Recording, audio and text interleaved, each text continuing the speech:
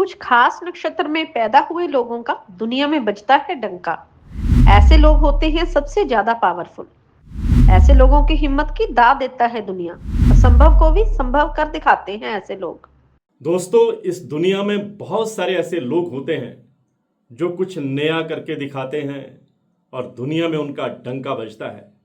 और ऐसे लोग कौन से होते हैं, किस नक्षत्र में पैदा होते हैं, इन लोगों की खासियत क्या होती है, ये आज की इस वीडियो में मैं आपको बताने वाला हूं। और आपको ये जानकर हैरानी होगी कि केतु हमारे नवग्रहों में एकमात्र ऐसे ग्रह हैं जिनके नक्षत्र में पैदा हुए लोग दुनिया को एक नई रास्ता दिखाते हैं, नई राह दिखाते हैं। ये लोग जिस भी लाइन में जाते हैं वहां शिखर तक पहुंचते हैं, बुलंदी तक पहुंचते हैं। हमारे 27 नक्षत्र होते हैं और हर नक्षत्र जो है वो किसी ना किसी ग्रह के साथ जुड़ा होता है, किसी ना किसी देवता का उसके साथ संबंध होता है। केतु जो एक मायावी ग्रह है, ये एक तिलस्मी ग्रह है, शैडो ग्रह है, ज्योतिष में से पापी ग्रह भी कहा जाता है, लेकिन ये शुभ ग्रह भी है। और ये केतु अध्यात्म का प्रतीक है, मोक्ष का प्रतीक है, वैराग्य का प्रतीक है। और केतु के 3 नक्षत्र भी होते हैं और ये नक्षत्र होते हैं अश्विनी नक्षत्र, मघा नक्षत्र और मूल नक्षत्र। ये तीनों जो नक्षत्र हैं ये अग्नि तत्व के होते हैं।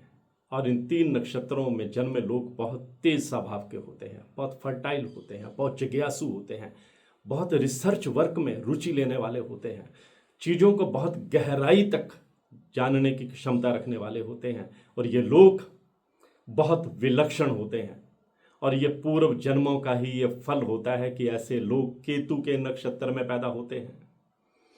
आमतौर पे बहुत सारे एस्ट्रोलॉजर जो हैं इसे गंडमूल श्रेणी का नक्षत्र कहकर हमें डरा भी देते हैं, लेकिन भले ही ये नक्षत्र गंडमूल में आते हैं और बचपन में इनकी बहुत से लोग शांति भी करवाते हैं, लेकिन इस नक्षत्र की खासियत भी तो है।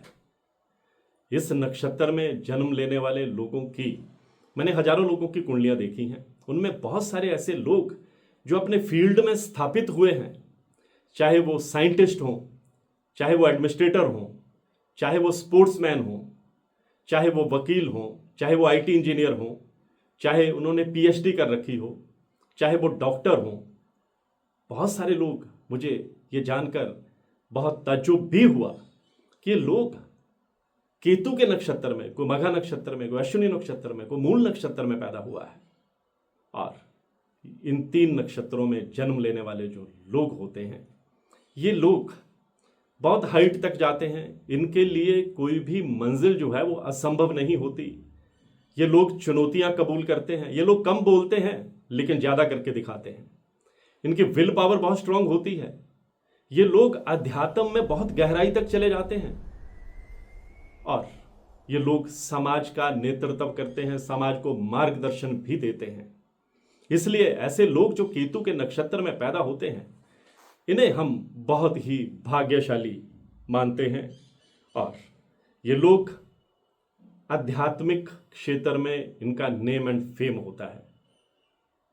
ये लोग एजुकेशन सेक्टर में बहुत हाइट तक जाते हैं। नए इन्वेंशन, नए आविष्कार भी ऐसे लोग करते हैं।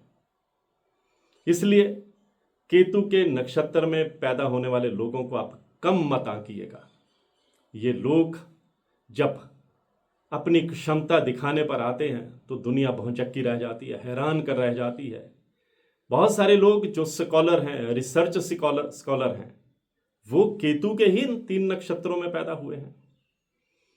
इसलिए मैं तो इन नक्षत्रों में पैदा होने वाले लोगों को बहुत भाग्यशाली मानता हूं।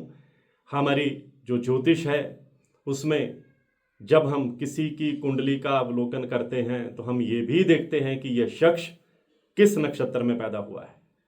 राशि भी देखते हैं, लग्न भी देखते हैं, ग्रहों की प्लेसमेंट भी देखते हैं, ये भी देखते हैं कि कौन सा ग्रह किस ग्रह पे दृष्टि डाल रहा है, कौन से राजयोग हैं, कौन से अशुभ योग हैं। लेकिन नक्षत्र भी हम देखते हैं, क्योंकि नक्षत्र व्यक्तित्व की, हमारी दशा और दिशा, आदमी के जीवन की दशा और दिशा तय करता है। और अगर आप केतु के नक्षत्र में पैदा हुए हैं तो दोस्तों आज बहुत भाग्यशाली रहने वाले हैं। मैं हूं एस्ट्रोलॉजर गुरमीत बेदी।